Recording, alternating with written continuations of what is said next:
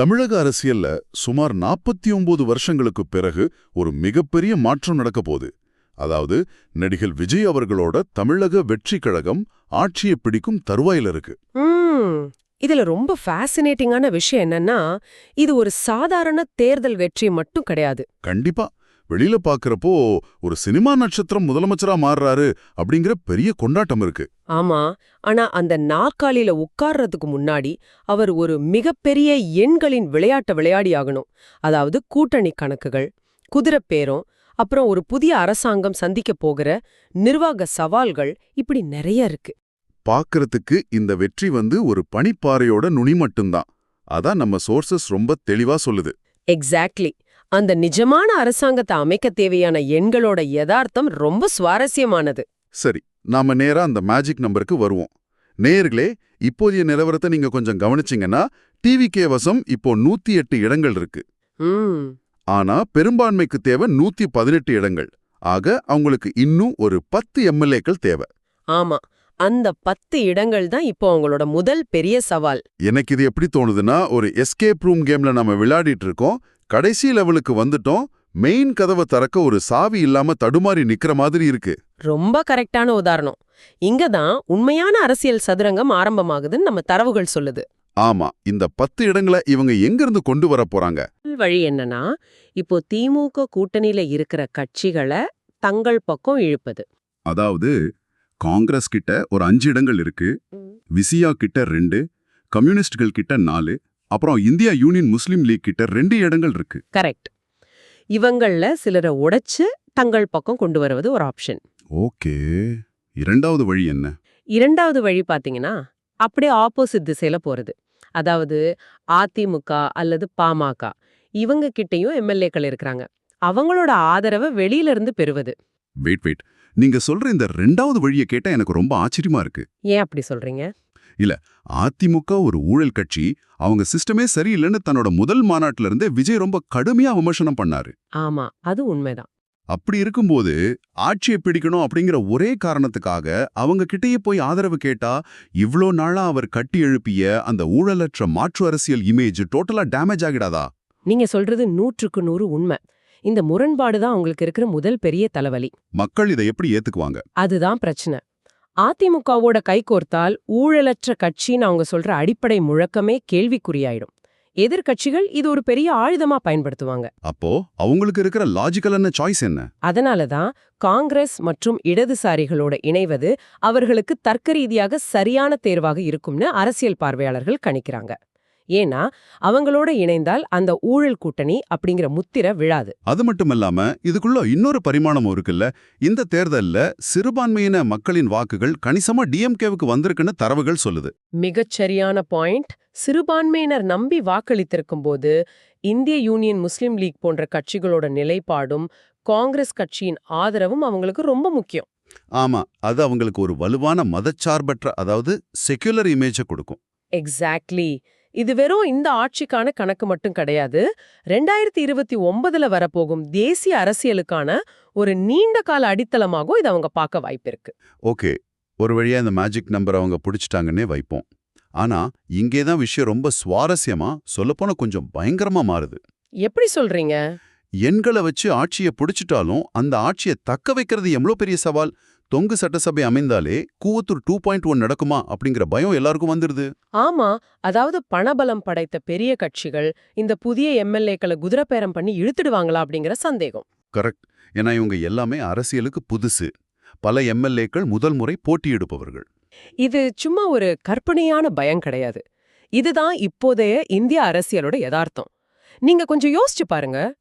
ஜெயிச்சு வந்திருக்கிறவங்க தங்களுடைய வாழ்நாள் சேமிப்பையோ அல்லது பெரிய அளவுல கடனையோ வாங்கி தேர்தல்ல செலவு செஞ்சிருப்பாங்க. ஆமா, திடீர்னு ஒரு பெரிய கட்சி பல 10 கோடிகளை ஒரு சூட்கேஸ்ல வச்சு நீட்டுனா அந்த சலனத்தை தாண்டி எத்தனை பேர் விசுவாசமா இருப்பாங்க?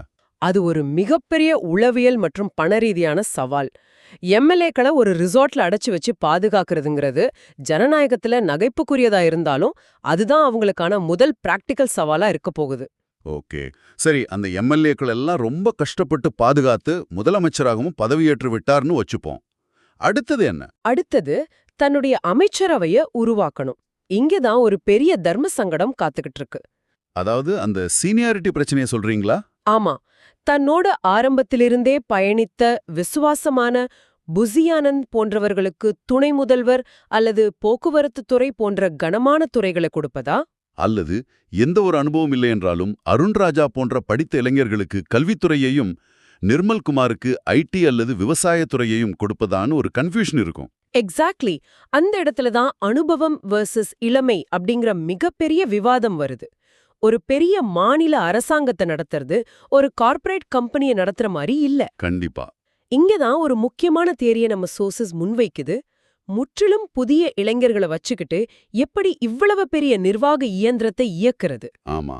அப்போ எதிர்க்கட்சியிலிருந்து வந்திருக்கிற மூத்த அரசியல்வாதிகளுக்கு பதவி கொடுக்கலாமா? அதான் செங்கோட்டையன் போன்ற அனுபவம் வாய்ந்த அரசியல்வாதிகளை பொதுப்பணித்துறை போன்ற முக்கிய துறைகளுக்கு பயன்படுத்தினா என்ன அப்படிங்கிற பேச்சும் அடிபடுது. ஆனா அப்படி செஞ்சா அது அவங்க கட்சியோட அடிப்படை ஐடியாலஜிக்கே எதிரானது இல்லையா? ஆமா, எல்லாம் நாங்க புதுசா பண்ண போறோம்னு சொல்லிட்டு பழைய ஆட்களே அமைச்சர்களாக்கினா மக்கள் எப்படி ஏத்துக்குவாங்க? அந்த முரண்பாட்டை அவங்க எப்படி சமாளிக்க போறாங்கங்கிறது தான் கேள்வி. ஏன்னா அமைச்சர்கள் வெறும் அரசியல்வாதிகள் கிடையாது. பின்ன அவங்க வேலை என்ன? முதலமைச்சர் மற்றும் அமைச்சர்கள் பல வருட அனுபவம் கொண்ட IAS அதிகாரிகளை எப்படி வேலை வாங்குறாங்க அப்படிங்கறதுல தான் ஒரு ஆட்சியின் வெற்றியே அடங்கியிருக்கு. ஓ, அந்த பியூரோக்ரசி ரொம்ப முக்கியம்னு சொல்றீங்க? கண்டிப்பா. உதாரணத்துக்கு கலைஞர் கருணாநிதி அதிகாரிகளை மிகவும் சாதுரியமா அவங்க ஈகோவா ஹர்ட் பண்ணாம வேலை வாங்கிய விதம் அரசியல் வட்டாரங்கள்ல ரொம்ப பிரபலம்னு தரவுகள் சொல்லுது. ஜெயலலிதா அவங்க ஸ்டைல் எப்படி இருந்துச்சு? அதே போல ஜெயலலிதாவை பார்த்து அதிகாரிகள் ஒருவித பயத்தோடும் மரியாதையோடும் வேலை செஞ்சாங்க. அவங்களுக்குன்னு ஒரு தனி கண்ட்ரோல் இருந்துச்சு. ஆமா, IAS அதிகாரிகள் அப்படிங்கிறவங்க பல அரசாங்கங்களை பார்த்தவங்க. அவங்களுக்கு சட்டத்தோட ஓட்டைகள் அத்தனையும் அத்துப்படி. அதான் விஷயமே. இப்போ எந்த முன்னனுபவமும் இல்லாத ஒரு இளைஞர் திடீர்னு பொதுப்பணித்துறை அமைச்சராகி ஒரு IAS அதிகாரிக்கு முன்னாடி உட்கார்ந்தால் என்ன ஆகும்? அந்த அதிகாரி ஒரு சிக்கலான ஃபைலை கொண்டு வந்து வச்சு, சார் இது சட்டப்படி சரியானதுதான், கையெழுத்து போடுங்கன்னு சொன்னா இந்த புதிய அமைச்சரால அதை முழுமையா புரிஞ்சுக்கிட்டு கேள்வி கேட்க முடியுமா? ரொம்ப கஷ்டம். அதிகாரிகளால் மேனிப்புலேட் செய்யப்படாம இருக்கிறது புதிய அரசுக்கு எவ்வளவு முக்கியம் என்பதை நேயர்கள் புரிஞ்சு கொள்ளணும். மூத்த அரசியல்வாதிகளின் அனுபவம் இங்குதான் கை கொடுக்கும். அதனாலதான் குறைந்தது உள்துறை மற்றும் காவல்துறைய முதலமைச்சரே தன் கைவசம் வச்சுக்கிறது தான் பாதுகாப்பானதுன்னு ஒரு எழுதப்படாத விதி இருக்கு. ஆஹா, இது எந்த மாதிரி இருக்குன்னா ஓடும் ரயில்ல இன்ஜினை மாற்றுவது போன்றது. கரெக்ட்.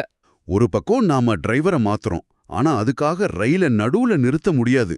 ஏன்னா மாநிலத்தோட அன்றாட நிர்வாகம், மருத்துவமனைகள், பள்ளிகள், போக்குவரத்து எதுவும் புது அரசாங்கம் செட்டில் ஆகிற வரைக்கும் காத்துக்கிட்டு இருக்காது. ஆமா, டெய்லி லைஃப் ஓடிக்கிட்டே தான் இருக்கும். அதிலும் இந்த புதிய அரசு சந்திக்க போகும் ஒரு மிகப்பெரிய அதிர்வலை பற்றி நான் பேசியே ஆகணும். அதாவது மு.க. ஸ்டாலின் தனது சொந்த தொகுதியான கொளத்தூர்ல தோற்றிருப்பது. அது ஒரு மிகப்பெரிய திருப்பம். ஸ்டாலின் கொளத்தூர்ல தோற்றிருப்பது திமுகவுக்கு ஒரு தனிப்பட்ட பின்னடைவு மட்டும் கிடையாது. வேற என்ன? அது சட்டமன்றத்துல ஒரு மிகப்பெரிய தாக்கத்தை ஏற்படுத்தும். முதலமைச்சராக இருந்த ஒருவர் இப்போது எதிர்க்கட்சி வரிசையில மிக வலிமையான கோபமான ஒரு தலைவராக அமருவார். ஆமா, ஒரு சட்டமன்ற கூட்டத்தொடர டப்பு செஞ்சு பாருங்களேன். பல பத்தாண்டுகளா சட்டமன்ற விதிகளையும் விவாதங்களையும் கரைத்து குடித்த திமுகவின் மூத்த தலைவர்கள் எதிர்க்கட்சி வரிசையில இருப்பாங்க. கண்டிப்பா. அவங்களுக்கு பதிலளிக்க போவது யார்? நேற்று வரை சினிமாவுல இருந்தவங்களோ அல்லது முதல் முறை எம்எல்ஏ ஆனவங்களோ தான் ஒரு சிறிய கொள்கை பிழைய கூட அவங்க கிழித்தெறிந்து விடுவாங்களே. அதை சமாளிப்பது சாதாரண விஷயமே கிடையாது. இது ஒரு பக்கம் இருக்க, டிஎம்கே எதிர்கொள்ளும் 18 சவால்கள் அல்லது கண்டங்கள் பத்தி அரசியல் பார்வையாளர்கள் பட்டியலிடுறாங்க. என்னென்ன சவால்கள் அது? அதுல ரொம்ப முக்கியமானது தங்களது சொந்த கட்சி தொண்டர்களோட மனநிலையை கையாள்வது. நம்ம அண்ணே சிஎம் ஆயிட்டாரு அப்படிங்கிற அதீத உற்சாகத்துல கீழ்மட்டு தொண்டர்கள் கையில அதிகாரத்தை எடுத்துக்கிட்டு அத்துமீறினா என்ன ஆகும்? அப்போ சொந்த ஆட்சியின் போலீஸ் எப்படி அதை தடுக்கும்னு ஒரு பெரிய பிரச்சனை வரும். ஆமா, அவங்கள தண்டித்தால் கட்சிக்குள்ள அதிருப்தி வரும், தண்டிக்காவிட்டால் மக்களிடம் கெட்ட பெயர் வரும். ரொம்ப சென்சிட்டிவான நிலைமை. அடுத்தது, எதற்கெடுத்தாலும் வெள்ளை அறிக்கை வெளியிடுவோன்னு அவங்க சொன்ன வெளிப்படைத்தன்மை குறித்த வாக்குறுதி, அதுவும் ஒரு பெரிய பிரஷர் கொடுக்கும். அது மட்டும் இல்லாம எல்லாவற்றுக்கும் மேலாக சென்னை வெள்ளம் போன்ற கணிக்க முடியாத இயற்கை பேரிடர்களை சமாளிப்பது, இவையெல்லாம் ஒரு புதிய அரசுக்கு காத்திருக்கும் அக்னி பரீட்சைகள். இதோட சேர்த்து இன்னொரு இன்ட்ரெஸ்டிங்கான சவாலும் இருக்கு.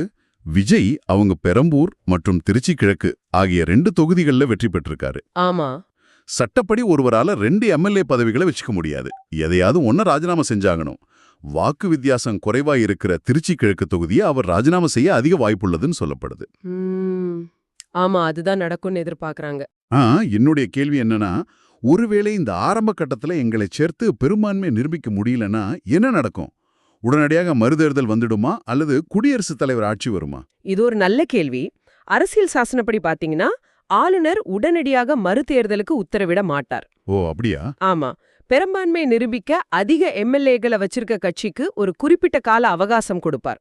அதிலும் அவங்க தோற்றுப்போனா ஒரு 6 மாத காலத்திற்கு மாநிலம் குடியரசுத் தலைவர் ஆட்சியின் கீழ் கொண்டு வரப்படும். சரி, அதுக்கப்புறம்?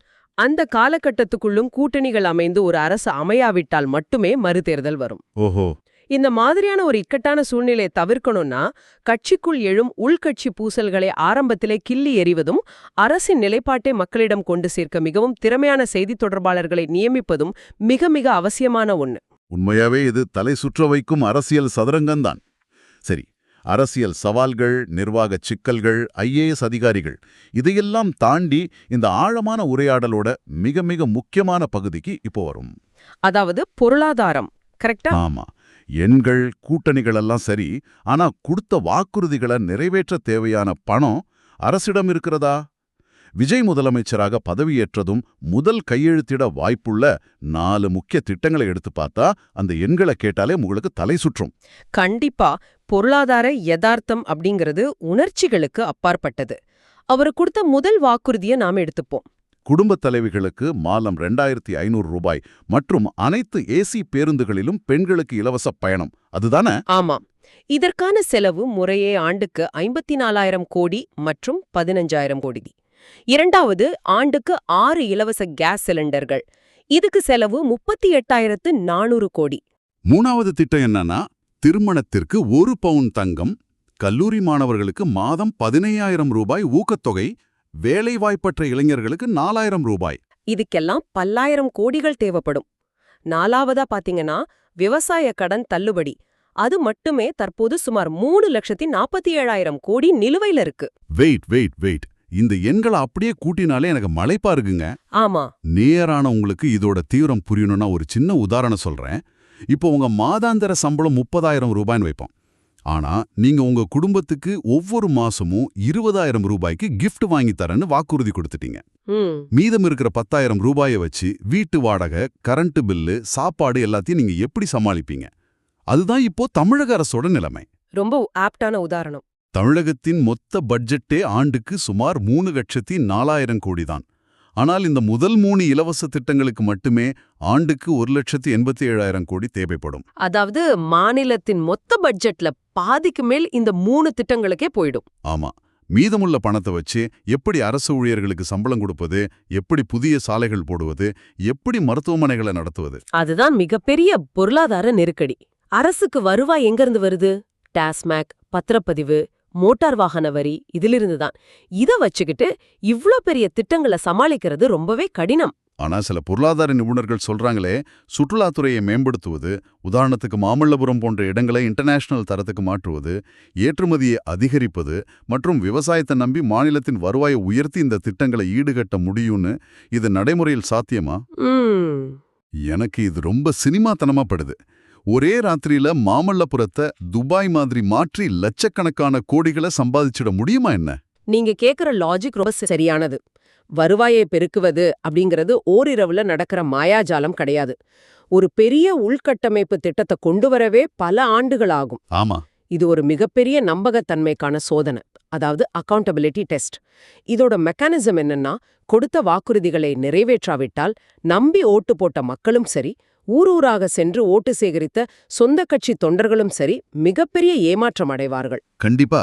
அது ஆட்சியின் மீதான நம்பிக்கையை முதல் 6 மாசத்திலே சுக்குநூறாக்கிடும். அதே சமயம் இதை நிறைவேற்றணும் அப்படிங்கிறதுக்காக மாநில அரசின் கடன் சுமையை ஏற்றிக்கொண்டே போனா ஒரு கட்டத்துல அரசு திவாலாகிடும். அப்போ புதிய கடன்களை வாய்ந்தாமல் இருக்கிற சொற்ப வருவாய்க்குள் இந்த மாபெரும் திட்டங்களை எப்படி செயல்படுத்த போறாங்க அப்படிங்கிறது தான் இந்த புதிய அரசின் ஆகப்பெரிய பல பரீட்சை. கரெக்ட். நேரான உங்களுக்கு இப்போ புரிஞ்சிருக்கும், நம்ம திரையில பாக்குற ஹீரோயிசத்துக்கும் நிஜ உலக அரசியலுக்கும் உள்ள வித்தியாசம் இதுதான். கண்டிப்பா. ஒரு சினிமா நட்சத்திரம் முதலமைச்சரா மாறுறதுங்கிறது வெறும் கொண்டாட்டங்களோ, பேனர்களோ, பட்டாசு வெடிப்பதோ அல்ல.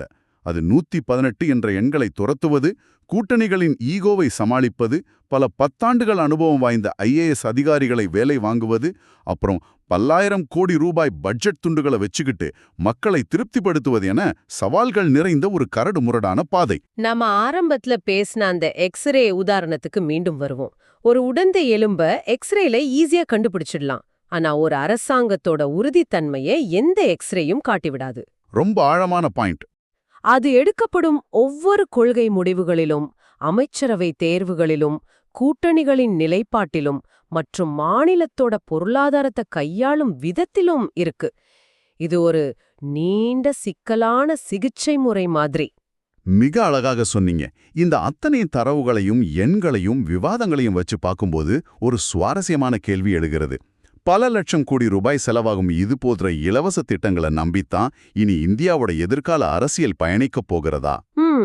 தேர்தலை வெல்வதற்காக கொடுக்கப்படும் இந்த அதீத வாக்குறுதிகளால் மாநிலத்தின் பொருளாதாரம் என்னவாகும்? அல்லது வெறும் கவர்ச்சி வாக்குறுதிகளை தாண்டி மாநிலத்தோட உண்மையான பொருளாதார வளர்ச்சியையும் வேலைவாய்ப்பையும் மையப்படுத்தும் ஒரு புதிய அரசியல் கலாச்சாரம் பிறக்குமா? காலந்தான் பதில் சொல்லணும். அந்த எக்ஸ்ரேல தெரியாத பல உண்மைகள் இனிவரும் காலங்கள்ல தான் தெரிய வரும். ஒரு புது கட்சி தங்களோட முதல் தேர்தலே 107க்கும் மேலான இடங்களை பிடிச்சு வரலாற்று சாதனை படைச்சிருக்காங்கன்னா அது வெறும் அதிர்ஷ்டம் கிடையாது. அது அதிர்ஷ்டமே கிடையாது. இதை எப்படி புரிஞ்சுக்கலாம்னா, இப்போ ஒரு செஸ் விளையாட்டு இருக்குன்னு வச்சுக்குவோம். இது வரைக்கும் ஒரு போர்டுல 2 பேர் மட்டும் மாத்தி மாத்தி செஸ் விளையாடிட்டு இருந்தாங்க. ஆமா, சுத்தி நின்னு வேடிக்கை பார்த்த மக்களும் இவங்களை விட்டா வேற யாருக்கும் விளையாட தெரியாதுன்னு நம்பிட்டு இருந்தாங்க. கரெக்ட். ஆனா திடீர்னு 3ஆவதா ஒருத்தர் உள்ள வந்து அந்த போர்டையே திருப்பி போட்டு கேமை ஜெயிச்சா எப்படி இருக்கும்? அந்த அதிர்ச்சி தான் இப்போ நடந்திருக்கு.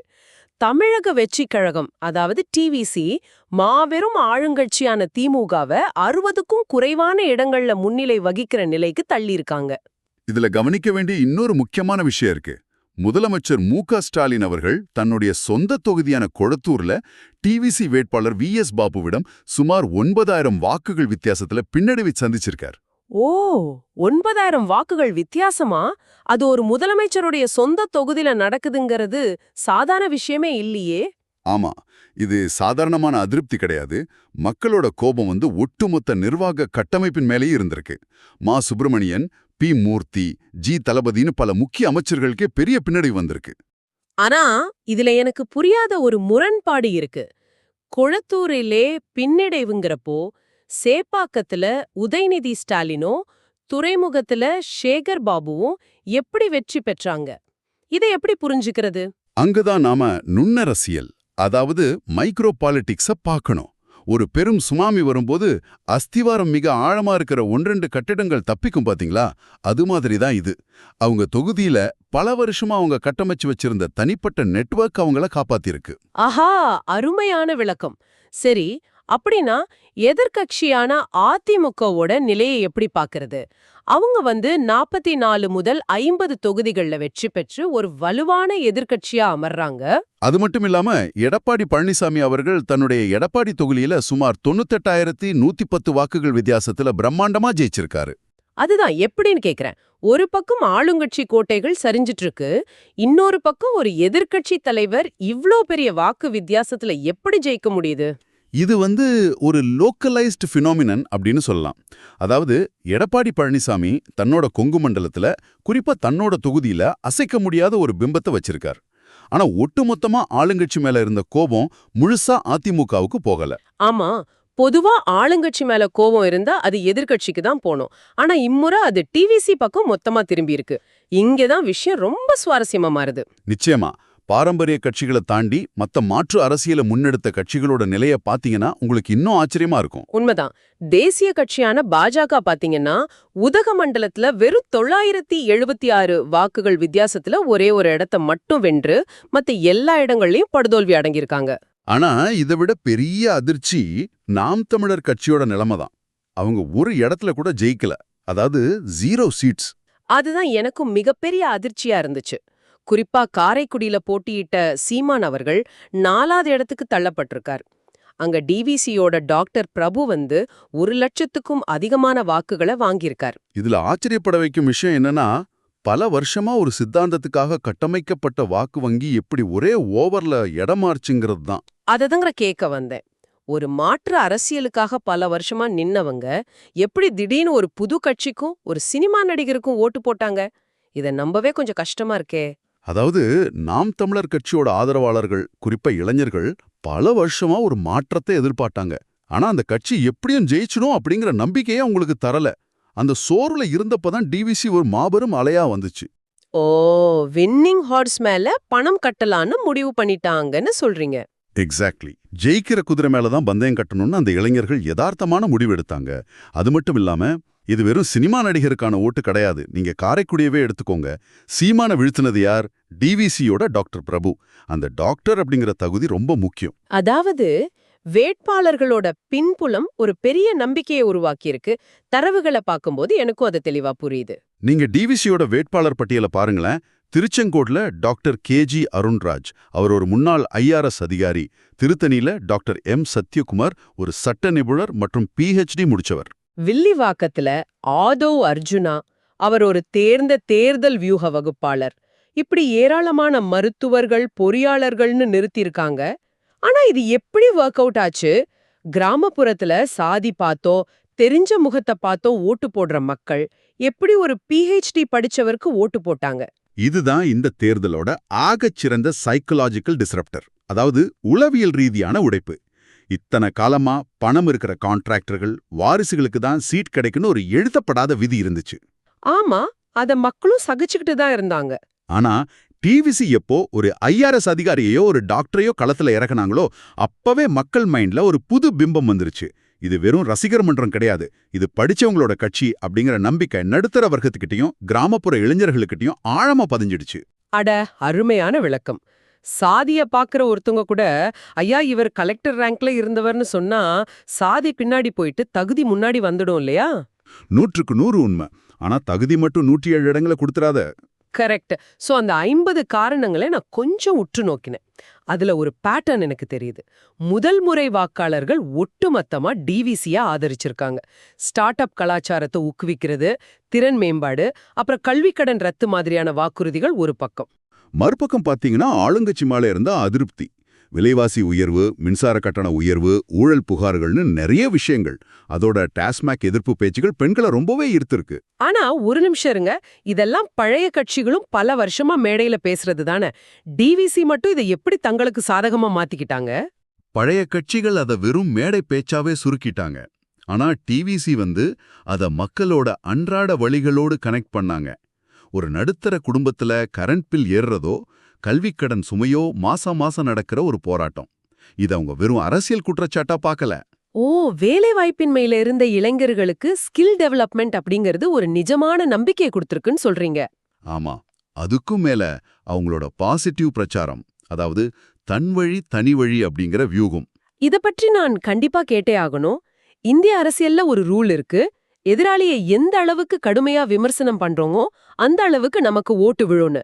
ஆனா தளபதியோட வியூகம் முற்றிலும் பாசிட்டிவா இருந்திருக்கே. அதுதான் அவங்களோட மாஸ்டர் ஸ்ட்ரோக். எங்கேயும் தனிப்பட்ட தாக்குதல்கள் கிடையாது, நெகட்டிவ் அரசியலே இல்ல. இது எனக்கு ரொம்பவே ஆச்சரியமா இருக்கு.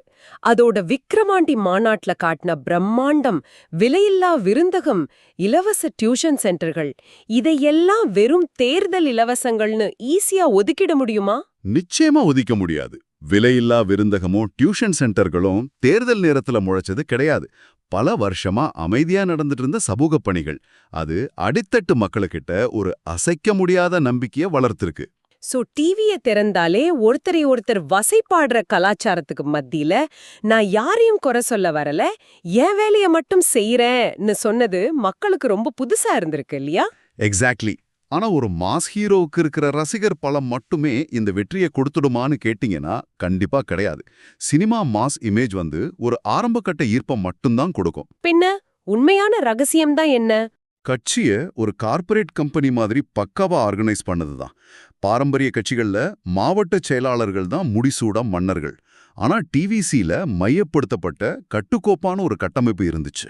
ஓ, அப்போ தொண்டர்களுக்கு கொடுக்கப்பட்ட கடுமையான டிசிப்ளின், மீடியா மேனேஜ்மெண்ட், ஐடி விங்க பயன்படுத்தின விதம் எல்லாமே ஒரு ப்ராஜெக்ட் எக்ஸிகியூஷன் மாதிரி பண்ணிருக்காங்க.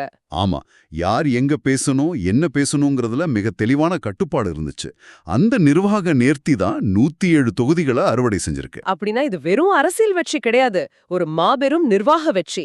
சரி, இது தமிழகத்துக்குள்ள நடந்த ஒரு பூகம்பம். ஆனா இந்த முடிவுகள் தேசிய அளவுல ஏற்படுத்தின தாக்கத்தை பார்க்கும்போது எனக்கு தலை சுத்துது. அரசியல் தலைவர்கள் இதை எதிர்கொண்ட விதமே ரொம்ப ஆச்சரியமா தான் இருக்கு பாத்தீங்களா? மறந்தவர்களுக்காகவும் சேர்த்து தான் உழைத்தேன், இனி ஒரு சிறந்த எதிர்க்கட்சியாக செயல்படுவோம்னு அவர் சொன்ன விதம் உண்மையிலே பெரிய விஷயம். அதேபோல உதயநிதி ஸ்டாலினும் புது அரசுக்கு வாழ்த்து சொல்லியிருக்கார். எதிர்க்கட்சித் தலைவர் இபிஎஸ் அவர்களும் மக்கள் தீர்ப்பை ஏற்று தவறுகளை திருத்தி மீண்டும் வருவோம்னு சொல்லியிருக்கார். ஒரு மாபெரும் தோல்விக்கு பிறகும் இவங்க காட்டிய முதிர்ச்சி ரொம்பவே ஆரோக்கியமானது. ஆனா என்ன குழப்புற விஷயம் வேற ஒண்ணு இருக்கு. தேசிய தலைவர்கள் வாழ்த்து சொல்றது சகஜம். பிரதமர் மோடி வாழ்த்து சொல்றார், ராகுல் காந்தி பாராட்டுறார். ஆனா எம்எஸ் தோனி, கால்பந்து வீரர் சுனில் சேத்ரி, பாலிவுட் நடிகர் டைகர் ஷிராஃப்னு இவங்கெல்லாம் ஏன் ஆச்சரியப்படுறாங்க? அது மட்டும் இல்ல, நடிகர் நானி இத ஆந்திராவுல பவன் கல்யாணுக்கு நடந்ததோட ஒப்பிட்டு அப்சல்யூட் பாலிடிக்ஸ்னு சொல்றார். வெங்கட் பிரபு கோட்னு பதிவு போடுறார். அதுதான் எனக்கும் புரியல. ஒரு மாநில தேர்தல் வெற்றிக்கு பாலிவுட் முதல் கிரிக்கெட் ஜாம்பவான்கள் வரை ஒட்டுமொத்த இந்தியாவும் ஏன் இப்படி வியந்து பார்க்கணும்? இதோட உண்மையான அர்த்தம் என்ன? இதை ஒரு பெரிய கண்ணோட்டத்துல இணைச்சு பார்த்தோம்னா உங்களுக்கு அந்த அப்சல்யூட் பாலிடிக்ஸ்ங்கிற வார்த்தையோட ஆழம் புரியும். இந்திய அரசியல்ல பொதுவா ஒரு பிம்பம் இருக்கு. ஒரு பெரிய கட்சியை வீழ்த்தணும்னா பலாயிரம் கோடி ரூபாய் பணம் வேணும், இல்லனா ஒரு உணர்ச்சிகரமான வன்முறை அரசியல் வேணும்னு. ஆனா டிவிசி இந்த 2 விதிகளையும் உடைச்சிட்டாங்க. கரெக்ட். திராவிட அரசியல் அப்படிங்கிறது இந்தியாவிலே ரொம்ப பலம் பொருந்திய ஒரு சித்தாந்தம். அந்த பெரிய கோட்டைய எந்த ஒரு நெகட்டிவ் அரசியலும் இல்லாம பாசிட்டிவான கார்ப்பரேட் ஸ்ட்ராட்டஜி மூலமா 2 வருஷத்துல தகர்க்க முடியுதுன்னா இது ஒட்டுமொத்த இந்தியாவுக்கே ஒரு மாபெரும் கேஸ் ஸ்டடி. ஆட, அப்போ இது ஒரு நடிகரோட வெற்றி கிடையாது, ஒரு புது வகையான அரசியல் தொழில்நுட்பத்தோட வெற்றின்னு சொல்றீங்களா? நிச்சயமா. அதனாலதான் தேசிய தலைவர்களும் பலதுறை பிரபலங்களும் இதை ஒரு ஆச்சரியமான மாடலா பாக்குறாங்க. ரொம்ப அருமையான கோணம். இந்திய அரசியலோட ஃபார்முலாவே இவங்க மாத்தி எழுதிட்டாங்கன்னு தெளிவா புரியுது. சோ நேர்களே, இந்த ஆழமான அலசல்ல இருந்து நீங்க தெரிஞ்சுக்க வேண்டிய முக்கியமான தகவல்களை நான் சுருக்கமா சொல்றேன். 50 வருஷமா இருந்த ஒரு மாபெரும் அரசியல் பிம்பம் உடைக்கப்பட்டிருக்கு. ஆமா, அது எப்படி சாத்தியமாச்சுன்னு பாத்தீங்கன்னா, பழைய கோபங்கள், இளைஞர்களோட வேலைவாய்ப்பின்மை விரக்திய மிக சரியா ஐடென்டிஃபை பண்ணது ஒரு பக்கம். இன்னொரு பக்கம் ஐஆர்எஸ் அதிகாரிகள், மருத்துவர்கள் மாதிரியான தகுதியான ஆட்களை நிறுத்தி இது நிர்வாகத்துக்கான கட்சின்னு நம்ப வச்சது. எல்லாத்துக்கும் மேல யாரையும் குறை சொல்லாம பாசிட்டிவான வியூகத்தை வகுத்து அதை ஒரு கார்ப்பரேட் நிறுவனம் மாதிரி செயல்படுத்தின விதம் எப்படி ஒரு அசுர வெற்றியா மாறுச்சுன்னு இன்னைக்கு நம்ம விரிவாக பார்த்தோம். உண்மையிலேயே இது வேலைவாய்ப்பின்மைக்கு எதிரான இளைஞர்களின் ஏக்கம், நேர்மையான நிர்வாகத்தை எதிர்பார்த்த நடுத்தர மக்கள், அப்புறம் அமைதியான மாற்று அரசியலை தேடிய பொதுமக்களோட மனநிலை, இது மூணும் இணைஞ்ச ஒரு மாபெரும் புள்ளிதான் இந்த வெற்றி. ரொம்ப சரியா சொன்னீங்க. சரி, இதையெல்லாம் தாண்டி நீங்க சிந்திச்சு பார்க்க இந்த குறிப்புகள்ல இல்லாத ஒரு புது கோணத்தை நான் உங்க முன்னாடி வைக்கிறேன். சொல்லுங்க, அது என்ன கோணம்? எந்த ஒரு நெகட்டிவ் அரசியலும் செய்யாம, வன்முறையை தூண்டாம, ஒரு கார்ப்பரேட் நிறுவனத்தை போல பக்காவா வேலை செஞ்சு 2 வருஷத்துல 50 வருட பாரம்பரியம் கொண்ட கட்சிகளை வீழ்த்த முடியும்னா இது உலகெங்கும் உள்ள பாரம்பரிய அரசியல் கட்சிகளுக்கு விடப்பட்ட மிகப்பெரிய எச்சரிக்கையா? ரொம்ப ஆழமான கேள்வி. பல தசாப்தங்களா பணத்தையும் உணர்ச்சிகரமான பேச்சுகளையும் மட்டுமே நம்பியிருக்கிற பழைய கட்சிகளுக்கு இது ஒரு சாவுமணியான்னு கூட நாம யோசிக்கலாம். இனி வர்ற காலங்கள்ல இந்த டிவிசி மாடல் தான் உலக அரசியலோட புதிய ப்ளூ பிரிண்டா மாறுமா? யோசிச்சு பாருங்க. தொடர்ந்து கேள்விகளை கேளுங்கள், தேடல்களை விரிவுபடுத்துங்கள். மீண்டும் ஒரு சுவாரஸ்யமான தேடலில் சந்திப்போம்.